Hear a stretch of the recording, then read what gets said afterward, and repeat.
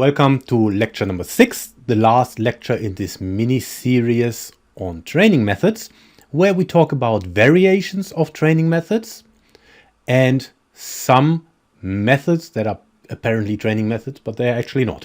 So let's get started. What will you learn? We talk about variations of training methods, then we talk about something that is often called a training method, but actually isn't, and we look at the practical application. Let's get started. Training method variations. I've outlined previously that the competition method and the control method is often referred to as a repetition method, but that's not entirely true. Let's have a look. The definition of the control method. The control method is a procedure or method to monitor performance levels and effectiveness of the current training intervention. So, monitor performance levels and effectiveness of training intervention. So what could that be? It monitors performance levels is takeaway number 1 and effectiveness of training. What could be examples? If we go back to the chart that I've outlined here, and simplicity is the ultimate sophistication. So I give you some simple examples. For example, one control method could be, if you want to test maximum strength, your 1RM test. The 5RM or 3RM for the multiple repetitions, then the impulse for force plate testing for the impulse, and then for our speed training we could have 5-meter sprints or 10-meter sprints for acceleration, or 30 to 40-meter sprints to test maximum speed. We can check the velocity on throwing, hitting or kicking. Then movement frequency, so tapping or leg turnover are common tests to test movement frequency. Then velocity, beep test, yo-yo test, the maximum aerobic speed test could be examples of that. Also here, for heart rate beats per minute in a given distance or just testing it. Simplicity is the ultimate sophistication. I know the Cooper test is a very basic test, but it's a good test, right? It's fairly simple. You don't need much equipment rather than a stopwatch, and you have to run 12 minutes and check how far the kids or athletes got. Anyway, there are other examples. Beep test, yo-yo test could be examples of that. Power output can be tested with the Wingate test, and spiroergometry test to test maximum oxygen uptake. The competition method, what is that? The competition method is actually a replication of the sports competition. So what could that be? Well, if your sport is a marathon, the competition method is run a marathon and see how quickly you ran. Huh? That's a very simple example. If your sport is Olympic weightlifting, well, you test your maximum snatch, or you test your maximum clean and jerk. But it also includes over distance or under distance. Yeah, so if we're talking about running, whatever that might be, 100 meters, 200 meters, 1500 meters, a competition method could also be, if we look at the 1500, I really make up a random example now, could be running 1200 or could be running 2000. Yeah, so over distance and under distance. So the takeaway here, the competition method is a replication of the competition, and that refers to distance, time, or frequency.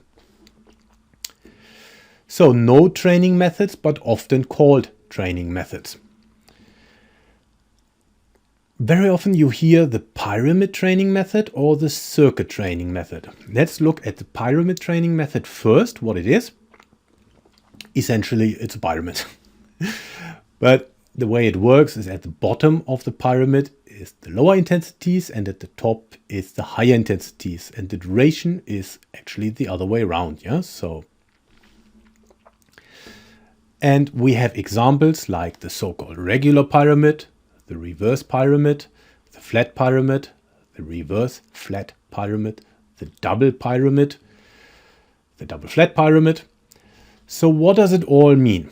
Well, essentially, we talked about manipulation of training variables, and for example the intensity and the duration. You remember all the drawings I made with my hand, which weren't too artistic, but which outlined the relation between intensity and duration. So for our training methods, the rep duration is important as well as the rest. So let's go through a random example. So in strength training, very often this so-called pyramid training is the method of choice. So it could look like, if we start at the bottom of the pyramid, you do 5 repetitions with 80% of your 1RM. Then you rest. Then you do 4 repetitions at 85% of a 1RM. So the intensity increases until you do 1 repetition at 100%. Yeah. So the reverse pyramid is exactly the opposite. You could start with 100% of your 1RM, rest, do 2 repetitions at 95% of your 1RM, work your way to 80% for 5 reps. And the flat pyramid, an example could be 65% of your 1RM for 12, 70% for 10, 75 for 8. And the reverse pyramid obviously could be then 80% for 6 repetitions, 75% for 8 repetitions, 70% for 10 repetitions. And the double pyramid, here we have it. We start 70% for 10, 75% for 8, 80% for 6. And then we reverse it, another one, 80% for 6, 70% for 8, or 75% for 8, and 70 for 10. Yeah, so essentially you would do 6 sets, starting with a lower intensity, work your way up to a high intensity, and then reverse it. Or not only in strength training that is used, you could also do your metabolic conditioning. Yeah, so you could, for example, have 4 minutes. No, we start at the bottom. So 90% of your VVO2 max, so velocity at VO2 max for 12 minutes, 95% of your VVO2 max for 8 minutes, and 100% of your VVO2 max for 4 minutes. If you think I'm a bit crazy, I've actually taken that example here from Joan Solé, from the Master of High Performance Sports, funded by FC Barcelona, where they outline different training methods for metabolic conditioning. So that is one. So the flat pyramid method can not only be used for strength training, but also be used for metabolic conditioning. Now the question is circuit training. What is circuit training? Shameless plug here. In my course, Strength Training Secrets, I outlined that, and I hook up one of the videos on strength training organization, which is basically stations versus circuits, in the bonus section. And it ultimately outlines station training is complete all sets of a given exercise before moving on to the next exercise. And circuit training is exercises are performed in rotation. So you complete one set of exercise 1, move on to the exercise 2, exercise 3, exercise 4, complete all exercise, the first set of all exercises, and then repeat. Yeah. So that is the difference between station training and circuit training. So if we look now at a practical application, then we will see why these are not training methods. As a recap, we talked about the relation between intensity and duration.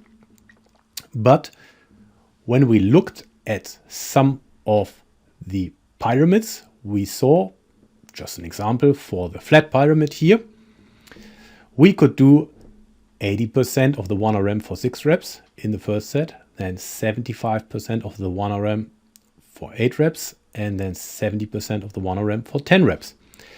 And if we look at that, these are RM loads, so which means it's either a maximum exertion or a near maximum exertion. If we look at the RPE, it would be somewhere between an RPE of 8.5 as a minimum to maybe up to a 10 RPE. So here we have it. These are 1 RM loads. RM loads, maximum to near maximum exertion. If you want to train successfully with such a protocol, there needs to be an inter-serial rest, so the rest between the sets, of more than 3 minutes. Yeah.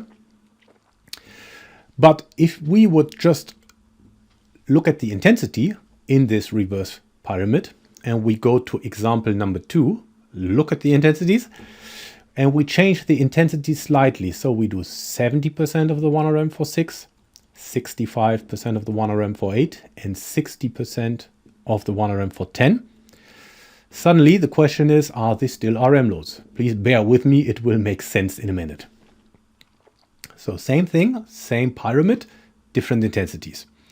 And if you're not aware of this reps in reserve, the concept of reps in reserve and exertion levels, let's jump into it. So here we have it. These on the top, you see the repetitions in reserve and the intensity of the 1RM, and on the left side you see the repetitions performed. And if we look at the given example, for example, 60% of the 1RM for 10 reps, there we have 60% and there we have 10. So we end up with 5 reps in reserve, more or less. Yeah. So this table is not written in stone. It changes between individuals and it also changes between lower body and upper body, but it is certainly a good guideline. So 60% of the 1RM for 10 reps is a 5 reps in reserve. Yeah. So which equates to a medium exertion.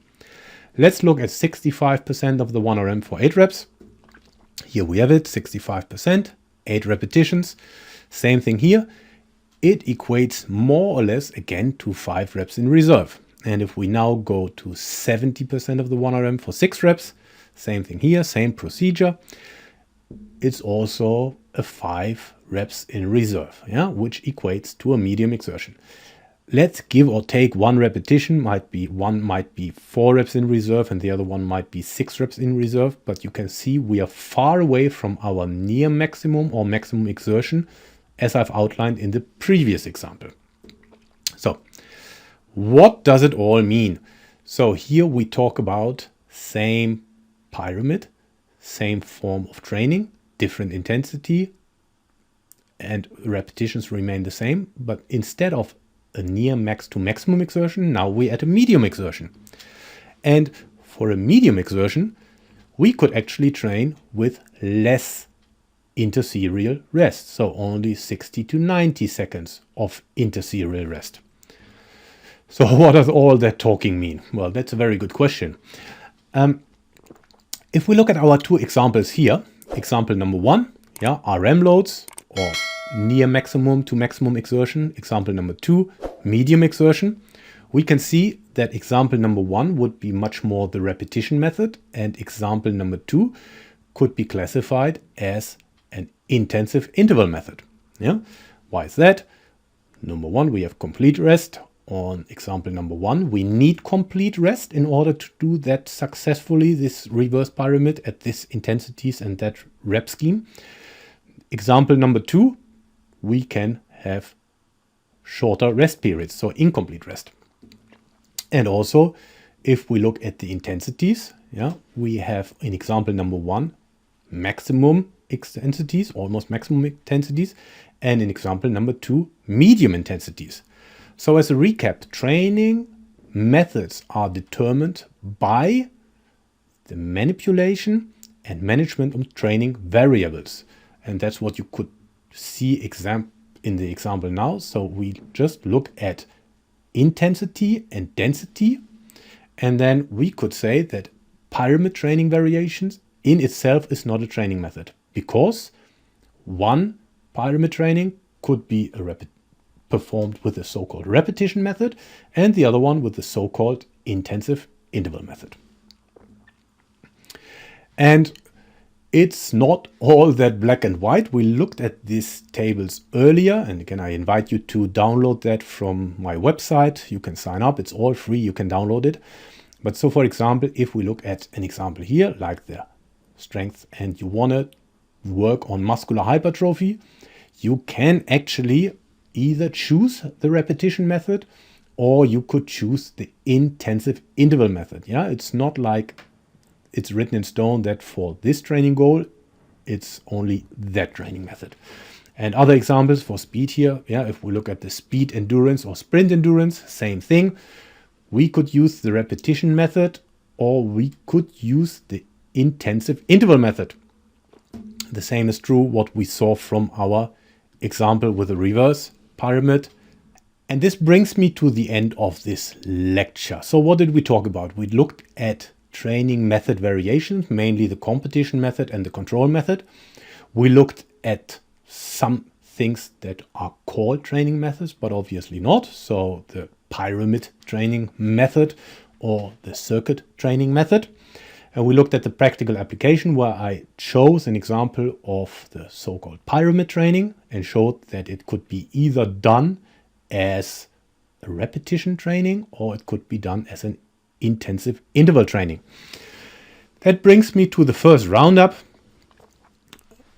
Actually, everything we did now could be summarized in this table. And as to methods, there are many. Principles are few. The man who grasps principles can successfully select his own methods. The man who tries methods ignoring principles is sure to have trouble. So what does that mean? In order to understand training methods, it's really about understanding the principle behind it. Yeah, so it's about the manipulation of training variables, which I might be sounding like a broken record now. So, for example, training intensity, very simply, for the repetition method, intensity is high. For the continuous method, intensity is low, and the interval method is somewhere in between. Yeah, I have put the source here, so I've bluntly stolen that idea of a graphically representation. Training volume, same thing. Training volume for the continuous method high, for the repetition method low, and the interval method is somewhere in between. Training duration, continuous method, lower intensities, obviously longer durations. Repetition method, higher intensities. So how long can you train at high intensities? Not too long, so short. And interval method, somewhere in between. And then the extensive intervals are closer to the continuous method and the intensive intervals are closer to the repetition method. Training density, also here, higher training density for the continuous method, low density for the repetition method, and our interval method, again, in between. And the physiological effect, very, very, very simply, mainly aerobic for the continuous method and the extensive intervals, mainly anaerobic for the repetition method and the intensive intervals. And also here, you are hardly able to read it. Sorry for that. The training goal is continue. If you choose the continuous method, it's mainly aerobic endurance. Very, very simplified, yeah? And if we look at the other end of the continuum, I outlined that. What is the repetition method? Mainly used for maximum strength development, speed development, acceleration as well as maximum speed, power development. Yeah? And the interval method, again in between, that could be our aerobic, anaerobic endurance or anaerobic endurance. It could also be our strength endurance. It could also be our sprint endurance or speed endurance. And that brings me to the second roundup. Now we have completed 6 lectures. We looked at what are training methods in lecture number 1. The most important training variables in lecture number 2, intensity, volume, density, and duration. Then we looked at the 3 different training methods, the characteristics, and the practical application, examples of the practical application. And then just now we talked about variations of training methods and some things that are called training methods, which are actually not. So in case you missed anything, you can either go to my website, sign up, you get the videos, audio slides, transcripts, and downloadables. It's all free. Or you can just choose to watch the playlist on training methods and not forgetting to subscribe. I'll see you in the next mini course.